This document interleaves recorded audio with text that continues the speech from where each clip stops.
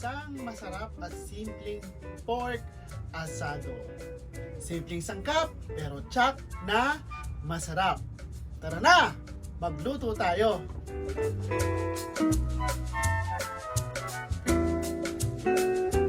Hello mga kayami! Isang magandang araw sa inyo. Sa hapong ito gagawa tayo ng isang masarap na pork asado. Ano ba ang sangkap ng pork asado? Unang-una, pork laman or kasim na inalis ang balat ng baboy. So, paalis nyo yung balat. Importanteng walang balat ang baboy. Ito ang star anise, no? Ayan, asukal na pula, atsuete at sibuyas. Meron tayong asin at saka pineapple juice. So, yan lang ang sangkap ng ating simpleng pork asado. Gagamitin natin ang rice cooker sa pagluluto na ito. At makita naman ninyo na madali ang pagluluto. Sa paggawa ng pork asado, gamit ang rice cooker na ito. So, pagsama-samahin lang natin yung sangkap, no? Yung baboy, lagay lang natin sa loob ng rice cooker. Yan. Sumunod, ang sibuyas, ang star anise, at ang pineapple juice. Yan. So, ito, ganito siya kalaki, ah. Yan. So, ibuhos na natin lahat yung laman ng pineapple juice.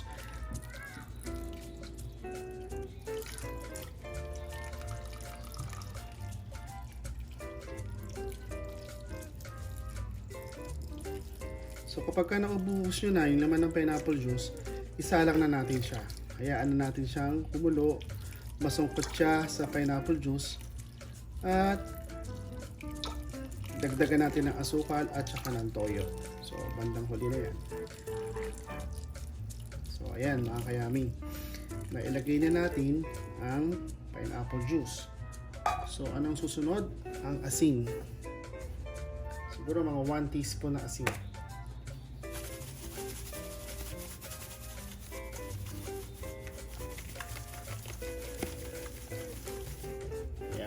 So, yan lang siya. Ganyan lang siya kadali. At pwede natin siya isalang sa ating rice cooker. So, ayun na mga kayami, no? Isinalang natin sa rice cooker. So, ang asadong ito, ang simpleng asado na ito, ay niluluto natin sa pamamagitan ng rice cooker. So, ayan. Antayin na natin siyang kumulo at lumambot ang baboy. So, mag-a-adjust tayo pag kailangan magdagdag ng tubig. So ayan mga kayamit, tignan na natin siya. Ayan, yan ang itsura niya kapag kumukulo. So pwede na siyang dagdagan ng tubig. At haluin na rin natin. Ayan, mga kayamit, dagdagan natin siya ng tubig. Ayan. Tsaka haluin na rin natin siya.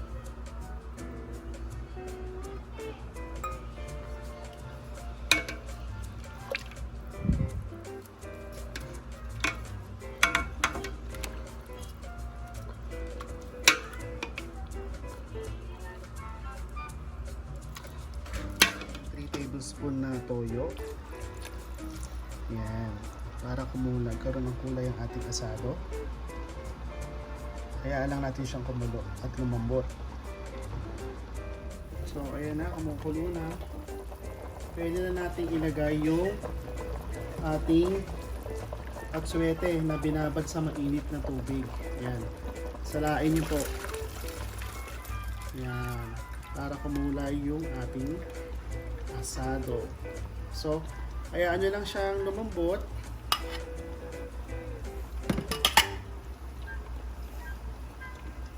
Maya-maya, pag lambot, medyo lumambot siya, pwede natin ilagay yung asukal na pula. So, antayin natin siyang uling kumulo at ilagay ang asukal na pula. So, lagay na natin yung asukal na pula. Ito, 3/4 cup. So, halu-haluin natin para maiwasang manikit.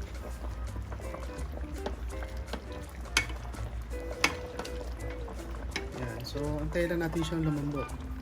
Pagka lumambot, huli natin yung karne at palaputin naman natin yung sabaw. Gawin natin siyang sarsa.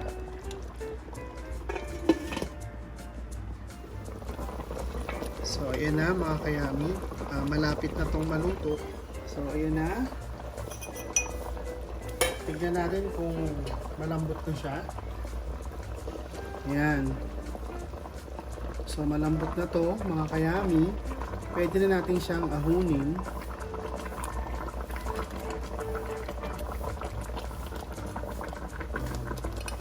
Kailangan kasi hindi matigas, kasi hindi masyadong malambot. Para kapag hiniwa ninyo, hindi siya madudurog. So, yun ang isa sa mga technique na gusto kong ituro sa inyo. Pagka mga asado, kailangan hindi dapat masyadong malambot. So, ito, palalaputin na lang natin siya. So, ito na mga kayami, palalaputin na natin yung ating sabaw. Gagawin natin siyang sarsa. So, anong ginawa ko dito? Naghalo lang ako ng cornstarch na may konting oyster sauce. Saka natin siya ilagay dito sa ating sabaw. So, meron siyang tubig, yung cornstarch na isang kutsara, hinaloon ko ng tubig. Tinunaw ko siya at ilalagay natin dito para siya lumapot. Yan.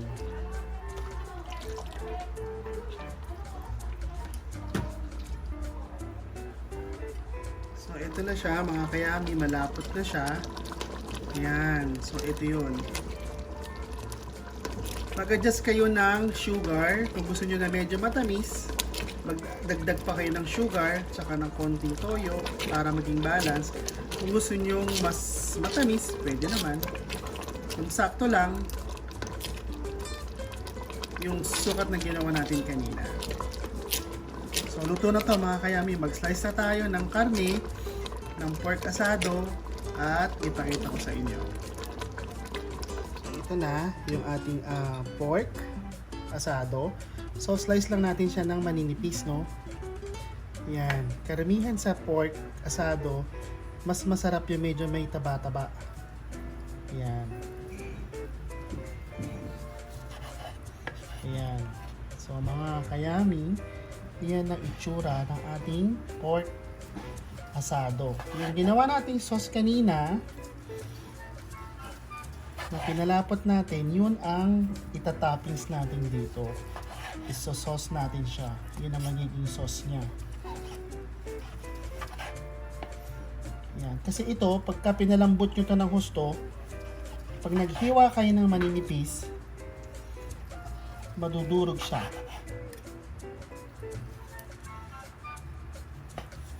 Yan. So ngayon, ganito, ang gawin natin, iset natin siya dito. Yan. So, ipahaba lang natin siya.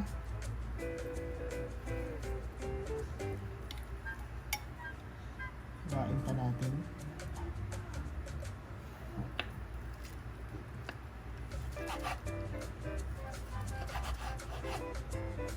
Yan. So, lagyan natin siya ng sauce. At ito na. Ang ating pork asado. Yan.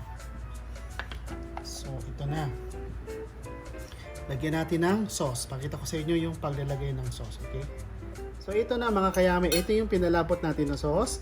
Iibabaw nyo lang yan dyan. Yan. Para yung pinakaloob ng karne, kumulay din siya.